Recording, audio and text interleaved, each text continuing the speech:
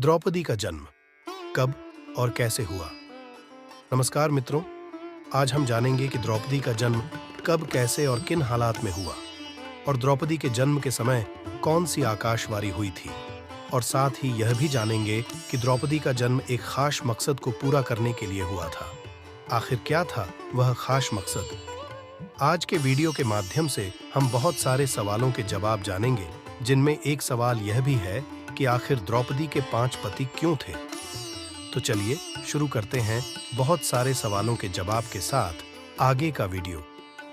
पांडवों को एक चक्रा नगरी में रहते कुछ काल व्यतीत हो गया तो एक दिन उनके यहाँ भ्रमण करता हुआ एक ब्राह्मण आया। पांडवों ने उसका यथोचित सत्कार करके पूछा, देव, आपका आगमन कहाँ से हो रहा है? ब्राह्मण ने उत्तर दिया, मैं महाराज द्रुपद की नगरी पांचाल से आ रहा हूँ। वहां पर द्रुपद की कन्या द्रौपदी के स्वयंवर के लिए अनेक देशों के राजा महाराजा पधारे हुए हैं। पांडवों ने प्रश्न किया, हे ब्राह्मणोत्तम, द्रौपदी में क्या क्या गुण तथा विशेषताएं हैं? इस पर ब्राह्मण बोला, पांडवगण, गुरु द्रोण से पराजित होने के उपरांत महाराज द्रुपद अत्यंत लज्जित हुए और उन्हें किसी प्रकार से नीचा दिखाने का उपाय सोचने लगे। इसी चिंता में एक बार वे घूमते हुए कल्याणी नगरी के ब्राह्मणों की बस्ती में जा पहुंचे।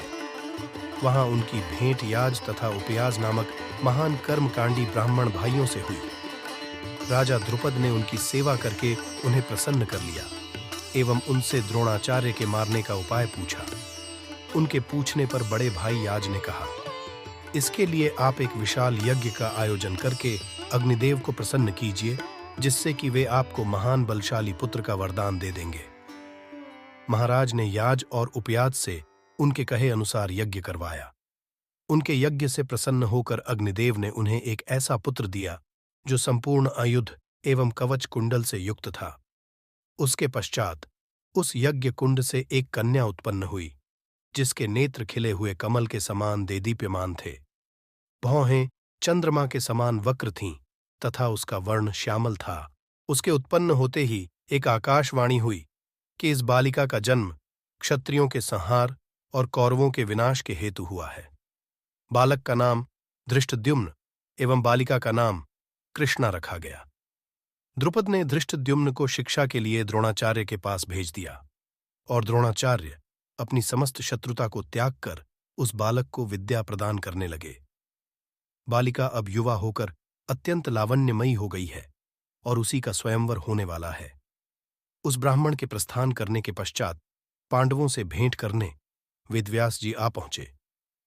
वेदव्यास ने पांडवों को आदेश दिया कि तुम लोग पांचाल चले जाओ। वहां द्रुपद कन्या पांचाली का स्वयंवर होने जा रहा है।